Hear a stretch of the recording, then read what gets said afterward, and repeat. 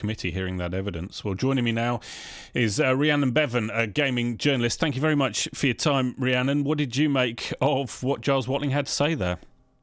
I've got to say, it's rare that a game journalist like myself or a gamer would agree with so much of what a politician has to say about video games. I mean, so often we've been opposing each other on the subject, but no, this is a subject I've looked at for since it's been creeping its way into video games, and I've got to agree with. I think it's a long time coming that these were seen as for what they are, gambling, not only to children, but I've seen some really horrifying accounts from people who have suffered from gambling addictions when it comes to betting, and they've gone to video games as a form of escape, only for the video game that they've been playing for months or years to put loot boxes in, and then they find themselves addicted to that. And there's no regulation. They don't. I mean, okay, now they do have to put a thing on the box saying in-game purchases, but they're getting around that. They're putting in the loot boxes after the release date. So it's all well and good for people to say it's your own responsibility to avoid them, but how would you avoid them when there's just no regulation on creeping them in after release? Because part of the problem is you used to pay sort of £40-50 for a game, and then the game was yours. Now, games are often free to download. However, you can easily go through, even a moderate gamer could go through £20-30 a month, and suddenly the game's much more expensive than it ever was. That's a very good point. And it's not even just free games. I mean, you get games that still cost, even more now, maybe £50 a go, and they'll still put loot boxes in them. So, some people, younger gamers might not even remember the day where I can remember this certainly when I was a kid. I'd get a video game and all like the costumes, I don't know, the things that the people say doesn't really matter, like cosmetic items, dressing up your character, new maps. I can remember when you unlocked that in the game through actually playing it. Now it seems like the objective is they're trying to get you to play the game as little as possible. They're taking away content and paying it back to you. And it's been a slippery slope since, I'd say, about 2010, probably. It is. I mean, I'm trying to be a moderate parent here, and I'm trying to look at it as if I was going, well, maybe when I was a kid, I don't know, I would spend lots of money on Airfix models or Meccano sets and build bigger sets out of them.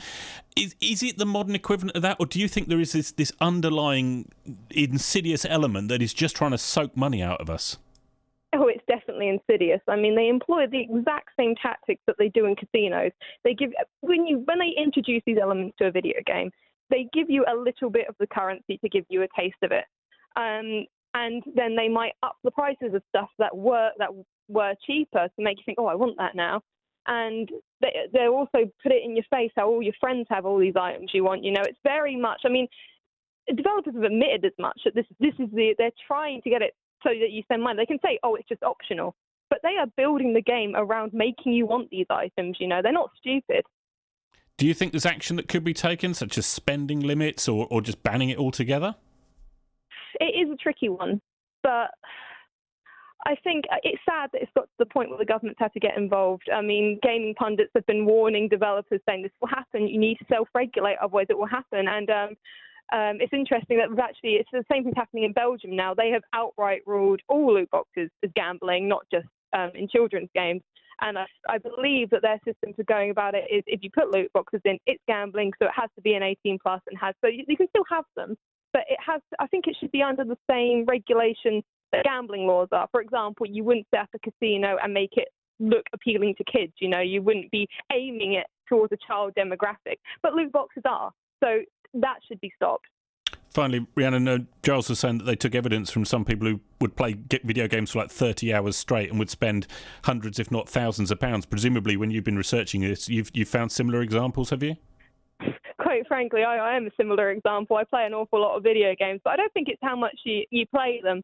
I think it depends on whether you've got that addictive personality. I mean, I am someone I play a lot of games that do have loot boxes in, but because I don't have gambling issues, I am able to avoid them. Even I do think they ruin the quality of any game they're in, but I am able to avoid them. But someone who is predisposed to, may have had a gambling issue in the past, they're not going to be able to do it because it's preying on these people. I mean, they call them whales. It's a majority of games are ignoring them, regardless of how many hours a week they play of video games. They are ignoring them. But the 1% that can't ignore them are putting a ridiculous amount of money in. It isn't a case of every gamer putting, I don't know, a tenner in a month.